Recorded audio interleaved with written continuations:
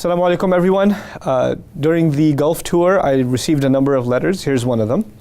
I am a non-Muslim working in Kuwait for a few years and have been very close to accepting Islam as I was impressed by a very pious Muslim colleague and wanted to marry him. Acha.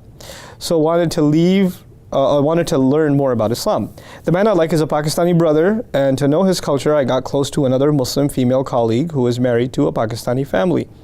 I'm studying about Islam in the Quran, where the rights of a wife are so impressive and full of equity.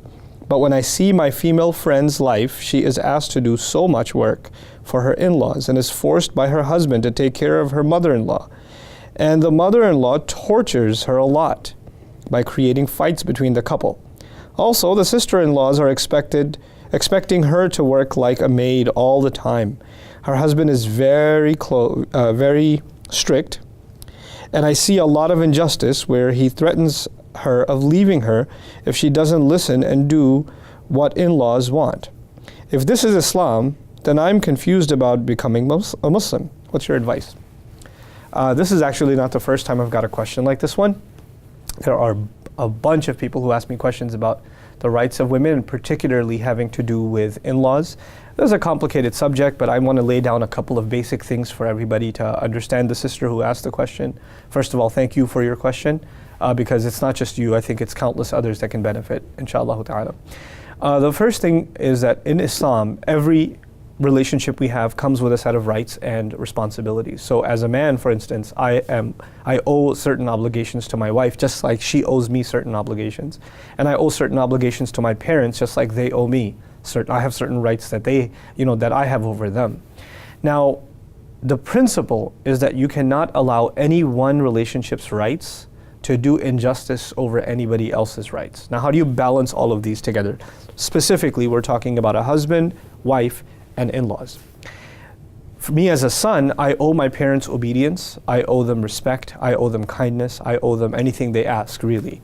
Unless it's outside of the fold of Islam or they're asking me to disobey Allah, I really should not have any qualms in obeying them in every matter. However, my wife owes them respect, owes them, common courtesy, but does not owe them obedience. And me expecting from my wife to serve my parents is actually an injustice on my wife. She owes her own parents service. She has parents of her own. These are not her parents, these are your parents. As a matter of fact, the ties of blood are different from the ties of marriage. And so to expect from the wife to serve your parents as a husband is actually a form of injustice. And this is not something Islamically allowed. And it's not something, as a matter of fact, it's not even something sanctioned by Islam. So some people say, well, you have to obey your husband no matter what he says.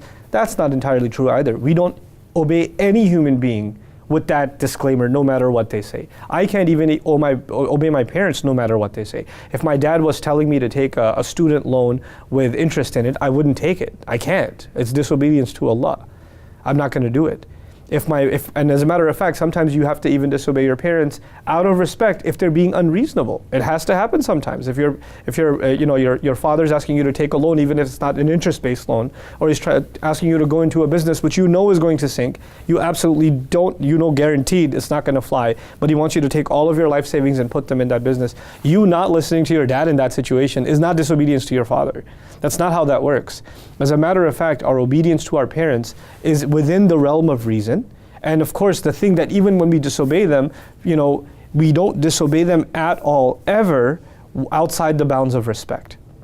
And of course, even if things are difficult on us, we should still obey them, even if they're difficult on us. But when there's something completely unreasonable, or it's going to put others in difficulty. The example I just gave you, for instance, if I ruin all of my savings or all of my assets in some business that they want me to get into, that I know won't work, then I won't just be doing something they wanted me to do. I'd be putting my children in difficulty, I'd be putting my wife in difficulty, I'd be putting other people that depend on me in difficulty. I can't do that.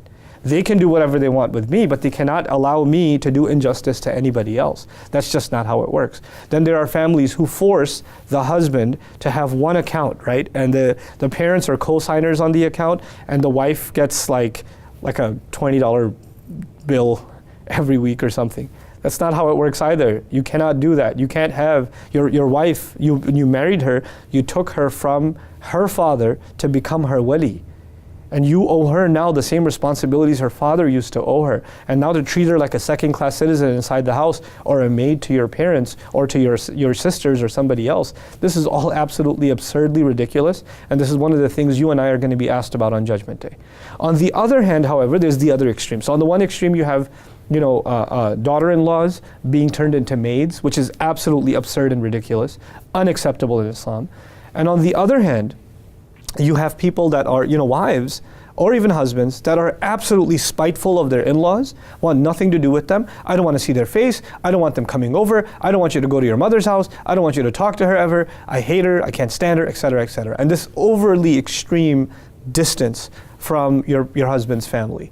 And this is also an extreme, and this is a form of injustice too. Those are his parents. They have rights over him. They should be able to see their grandkids. They should be able to come over and not worry about having a fight. Or you like visibly looking upset at their presence. This is injustice now on your part, because out of love of your husband, at the very least, you should be showing courtesy to his family. Courtesy and respect, that's all. But he cannot impose things on you. This should come from you. These are things that, by the way, just to take the shocker away from all of this, these are attitudes that every Muslim owes every other Muslim anyway. What to speak of people that have been brought together by family? We're supposed to be the best we can be towards other family members. Yes, these complications happen in especially joint family type situations, which are certainly complicated situations. And among other cultures, in Desi culture in particular, this is something we emphasize, like everybody living under one roof, and the financing being controlled by parents, and the daughter having to do this and that in order to be a good wife, having to put up with all this stuff. This stuff, it doesn't work for a lot of families, and if it doesn't work, the sisters, I'm not asking you to break marriages and things like that, but it certainly warrants a conversation, because it's not Islamic. Even if you're doing it as a family decision, don't hide behind the fact that this is what Islam wants. It's not what Islam wants, it's what your family wants. This is what you have to come to certain terms as a family. Allah Azza wa Jal, ثُمَّ لَتُسْأَلُنَّ يَوْمَئِذٍ عَنِ النَّعِيمِ. You are going to be asked about all good blessings you enjoyed. And the wife I have, the children I have, the parents I have, all of these are blessings I enjoy, and I better do right by them. So I pray that this, helps alleviate at least some of the concern that this has to do with Islam. It really doesn't. It has to do with cultural practices and treatment of women in certain ways that really the Quran, the Book of Allah, does not justify. The Sunnah of the Prophet ﷺ absolutely does not justify. Barakallahu li wa lakum. Assalamu alaikum wa rahmatullahi wa barakatuh.